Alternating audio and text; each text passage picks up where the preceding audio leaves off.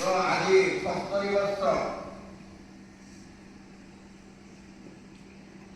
ଅତିକ୍ରମ କରି ଆମେ এই 77 ବର୍ଷରେ ଆଜି ପଦାର୍ପଣ କରୁଛୁ। ଭାରତ ସ୍ୱାଧୀନ ହେଲା 1947 ଅଗଷ୍ଟ 15 ତାରିଖରେ, କିନ୍ତୁ ଆଜି ଆମର এই সংবিধান ଆମର ଆରମ୍ଭ ହେଲା 1950 ମସିହା ଜାନୁଆରୀ 26। ଆଜି ଦିନରେ ଆମେ ଆମର ଶାସନ ଭାର, ପ୍ରକୃତରେ ଆମର ଶାସନ ଭାର ଆମେ ନିଜେ ନିଜକୁ ଚଳେଇବା କ୍ଷମତା ହାସଲ କଲେ। ଆମର এই ଯେଉଁ ସମ୍ବିଧାନ ଆମ୍ବେଦକର, B.R. ଆମ୍ବେଦକର, ସେ ହେଉଛନ୍ତି ଜନକ, এই ସମ୍ବିଧାନର ଜନକ।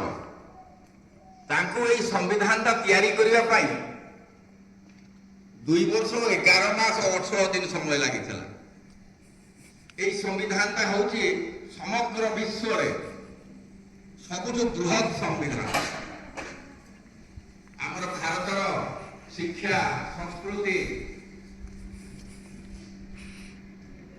ଏବଂ ଆମର ଭାରତୀୟ ପରମ୍ପରାକୁ ବହନ କରି B.R. ଆମ୍ବେଦକର এই ସମ୍ବିଧାନଟାକୁ ତିଆରି କରିଥିଲେ।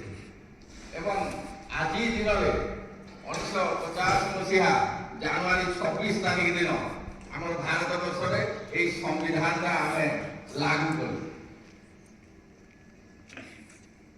ଆଜିର ଦିନ ହେଉଛି ଖୁବ୍ ଆନନ୍ଦର ଦିନ। କ'ଣ ପାଇଁ ନା ଭାରତବର୍ଷ ଦୀର୍ଘ 200 ବର୍ଷ ଧରି ଇଂରେଜ ମାନଙ୍କର ଶାସନାଧୀନ ଥିଲା।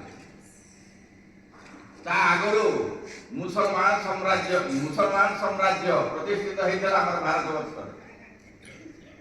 ଭାରତବର୍ଷକୁ